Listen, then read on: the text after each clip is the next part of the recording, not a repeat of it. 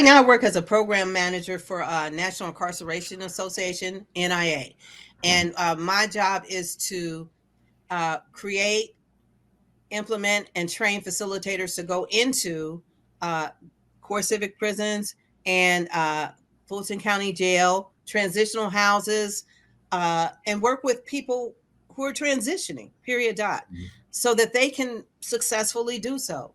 Whether you have mental health challenges, recovery challenges, challenges of being released from prison, domestic violence challenges. These are the people I work with every single day. Why? Because these are the people I lived with every single day for 27 years. So who better to help them?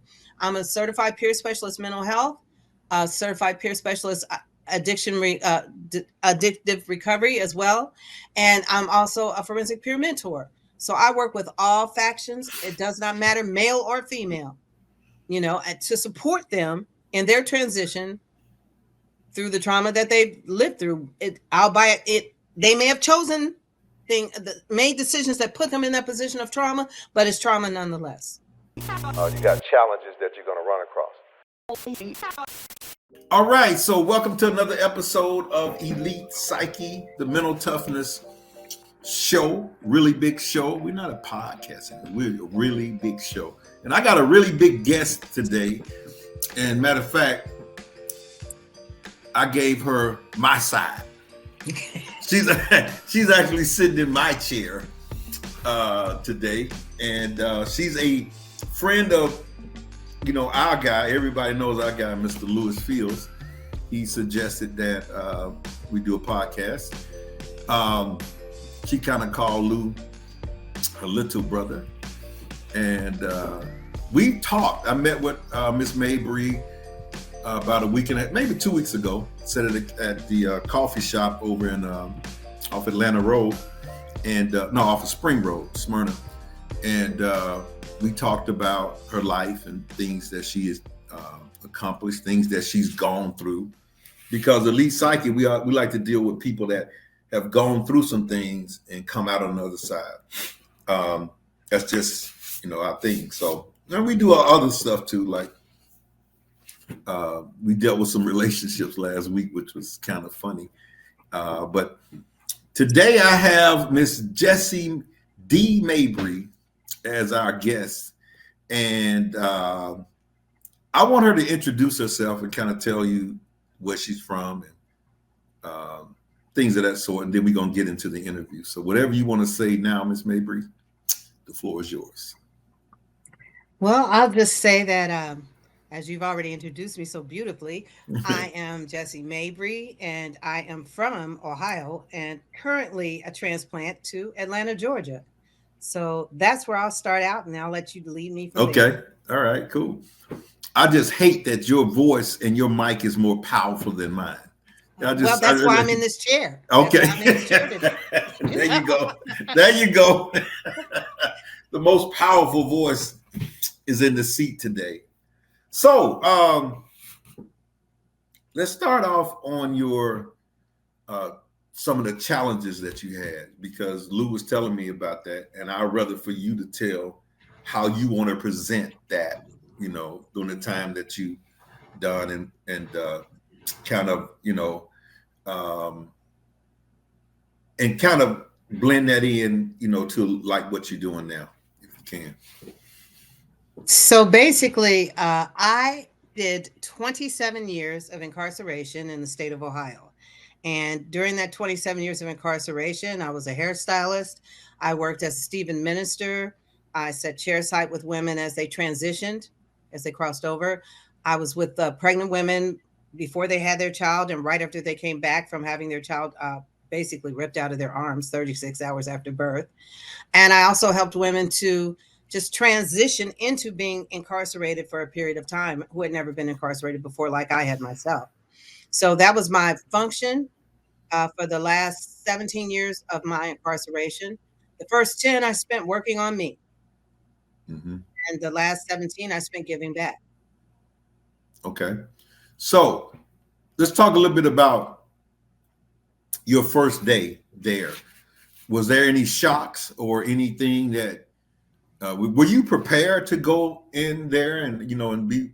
I mean, I guess you never can be prepared for that. But What was your thoughts like when you 27 years ago? When or how long has it been now? 30 years. It's been almost 31 years. Yeah. Okay. So, but when you started did you know it was 27 years? No, Or no, no, no, no, no. I was given a 15 to life with a 3-year gun specification.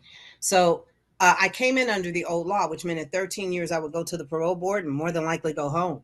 My first 2 years of incarceration, Senate Bill 2 went into effect, and it changed everything. So basically, everybody had to do their what we call your front number before you could even see a board. And their goal was to keep you at least 25 years under the new law. So they told the old law inmates that we had to be treated the same way, but they had to give our hearings sooner because they couldn't avoid that. Without us, they had no way to hear anyone because everybody else was coming in that had to do at least anywhere from 20 minimum before they saw a parole board. Without us, there was no job. So you did, but you did do the parole board here after 13 years. I did 6 parole board hearings. Yes. Between that time, what do you think was the reason that you didn't move on from there at that point? Was it the reason that I didn't go home? Yeah. The main reason I didn't go home was because they needed someone to see. I was one of the old law inmates. The old law inmates gave them the ability to hear cases. Otherwise, they really didn't have anyone to hear. Wow.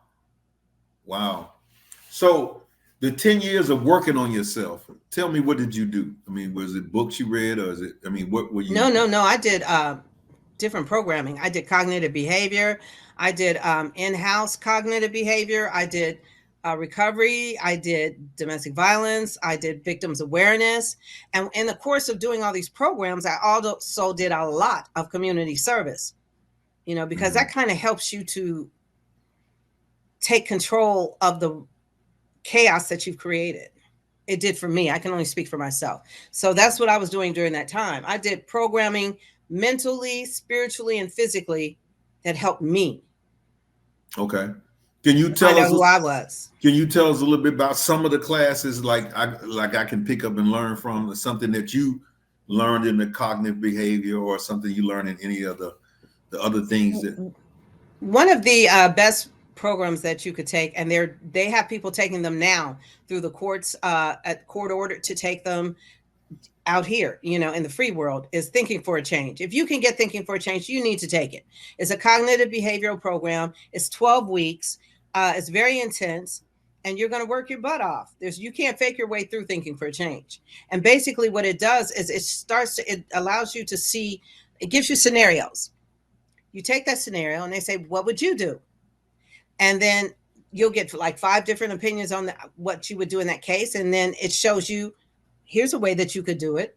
Say it like this, or think it through like that, or use this method to stop and think before you even speak. So the Thinking for a Change, they did certain trials, and that you had to look at those? Or, when you said... That's part of it. You had certain scenarios that you would go through, and as a group, you would discuss it, and then your homework assignment would be to address it. Then you would come back in and you would role play how you address that situation with everyone looking at you. And when you're looking at yourself in a mirror, it's kind of easy to say, did I really just say or do that? So you start to think for a change. Right. In the way you react to things. Right. So normally on the outside, me or anybody else trying to get people to really take that serious. People are so moving all the time, thinking they don't understand a class like that and what it would do for them.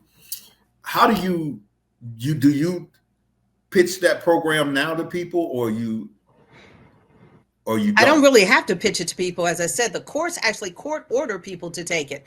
If they've been through DUI or things like that, they take Thinking for a Change now. They're actually using it not only in the prisons, but outside of the prisons as well, because it's an excellent cognitive behavioral therapy. It really is.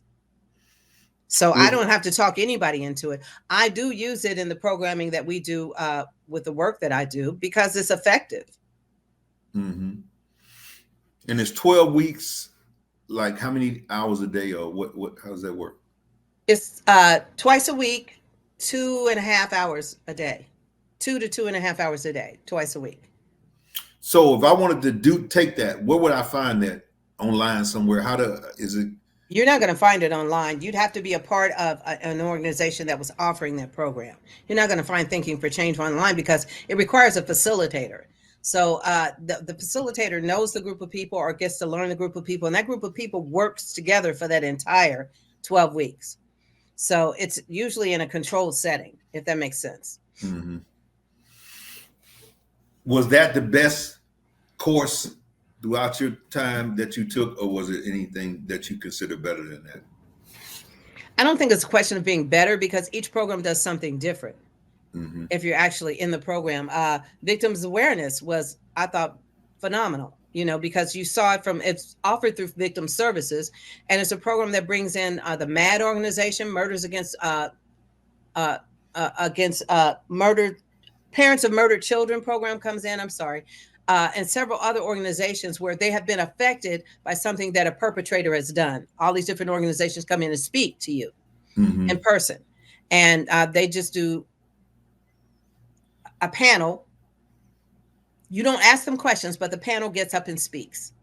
And as perpetrators, you're sitting there listening to this. In some cases, you're able to meet your victim through this process, but you're certainly able to heal and have some type of accountability. If you didn't have it before, you're going to have it after you take victims awareness. So those courses, that was very compelling. But they're not mandatory. So a lot of people now never took those courses. Oh, yes, mandatory? They are. So some of those programs are very much mandatory. Yes, they are. Oh, okay. So, all right. So it's not like, because I remember talking to Lewis, and he took some classes and was teaching some, and he said a lot of guys would not participate. You're saying that these people have to participate if they bring that, when they bring that course to you all, that they have to. I'm from Ohio, as is Lewis, and in the women's prisons in Ohio, if you even thought about going to a parole board, your counselors would tell you what you needed to take. I got you. So when I say, yeah, you had to take those classes, yes, you did. Now, when I took them, they were not mandatory because now think about it. I took them in 1994 and they were just starting with these programs. Right. So that by the time it came along where they were telling people you have to take these programs, I was one of the facilitators of them at that point. But yeah, people don't take the programs because they have what we call DSRs, definite sentence releases. So they don't have to take anything if they don't choose to. Okay. So were you literally thinking about this kind of stuff once you went in, like, they're going to give me courses, or that was not even on your mind? Were you? Make sure that you like and subscribe and hit the all button and all that kind of stuff, because we're going to have a lot of good interviews on this podcast.